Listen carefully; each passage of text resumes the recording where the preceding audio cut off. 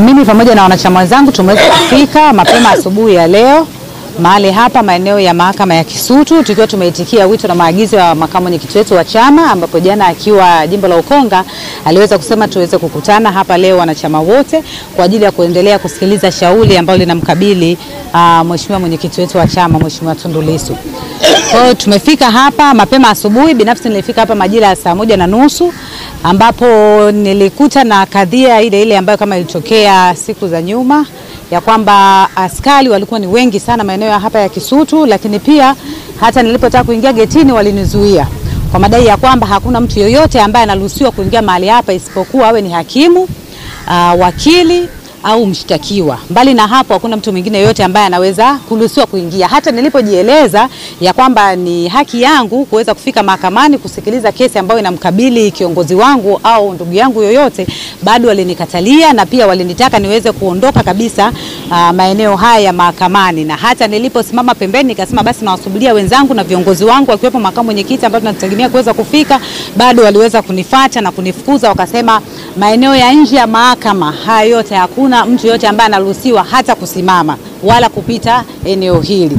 Jambo ambalo kwa kweli sisi binafsi kama wanachama wa Chadema tunaona sio haki. Kwa sababu kwa nini wanataka kusikiliza shauri la mwenyekiti wetu gizani? Sisi tuna maslahi na kesi hii kwa sababu huyu ni kiongozi wetu, Mheshimiwa Tundu Lissu. Sisi tunajua sio muahini, bali ni mpigania haki, bali ni mpigania mabadiliko, ni sauti ya Watanzania. Hivyo shauri lake ambalo tunajua vile vile ni uongo alipaswi kusikilizwa gizani. Acha Watanzania wajue, waache Watanzania waone shauri hili linavyoendeshwa, ili waweze kujua namna gani serikali yetu hii ya dhalimu ambayo inasingizia viongozi wa upinzani kesi mbalimbali. Kwa maana hii sio mara ya kwanza, waliwahi kumsingizia kiongozi wetu Mheshimiwa Mbowe kesi ya ugaidi, leo hii wamekuja kwa mwenyekiti wetu wa sasa kesi ya uhaini, lakini bado mashtaka yote wanataka yaweze kufanyika gizani. Kwa hiyo sisi wanachama wa Chadema kama ambavyo ni msimamo wa mwenyekiti wetu Mheshimiwa Lissu, na sisi tunapinga kesi hii kuweza kuendeshwa gizani. Na ndio maana tunakuja hapa mahakamani kila inapotajwa, hata kama watatupiga, hata kama watatuumiza, hata kama watatuua, lakini hatutaogopa. Bado tutaendelea kufika hapa mahakamani, bado tutaendelea kupigania haki yetu ya kutaka kujua mwenendo mzima wa kesi ambayo inamkabili mwenyekiti wetu unaendeleaje ndani ya mahakama hii. Na pengine umejaribu kuulizia viongozi wenzenu wengine ni kwamba watafika, maana yake leo inaonekana mwitikio kama vile uko down kulinganisha na siku iliyopita, au kama mwenyekiti kuchora kwake unahusiana nini? Unazo taarifa? Hapana, taarifa tulizonazo sasa hivi ni kwamba nyumbani kwake wamezingira mapolisi. Na sio nyumbani kwake tu, hata nyumbani kwa mheshimiwa mwenyekiti wetu Tundu Lissu pia mapolisi wamezingira.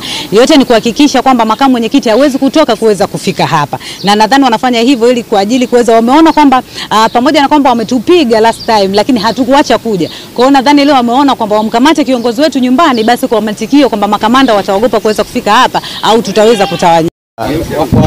Mimi naitwa Hamisi Mohamed Abdalla, mwenyekiti wa wazee wa jimbo la Ukonga. Nimefika hapa asubuhi, kufika getini wakatuzuia tusiingie. Nikaeleza kwamba mimi nakwenda kusikiliza kesi, ni haki yangu ya msingi. Wakasema hatujali lolote, hata kama wewe ni ndugu yako lazima uondoke. Nikakaa nje, wakanizuia, wakasema hata hapa nje hatutaki kumuona mtu wote, lazima uondoke.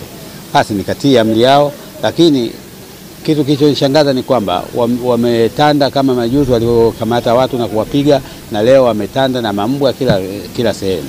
Sasa mimi nikawauliza, kwa nini mnafanya hivyo? Wanasema kwamba hii ni haki yetu, sisi usitulize, ni kazi yetu. Basi mimi sikupinga, nikaondoka. Lakini kitu cha ajabu ni kwamba sheria ya nchi inasema wazi kwamba kila mwananchi anaruhusiwa kwenda mahakamani kusikiliza kesi ya aina yoyote, ili kwanza kujifanya yeye mwenyewe aelewe msimamo wa sheria. Sasa mimi nikashangaa kuona kwamba mapolisi watatuzuia tusiingie kusikiliza kesi. Lakini hayo yote yanakuja kwa sababu wanaogopa kwamba Mheshimiwa Tundu Lissu ni mwanasheria, la kwanza, la pili ni mtu asiyeogopa.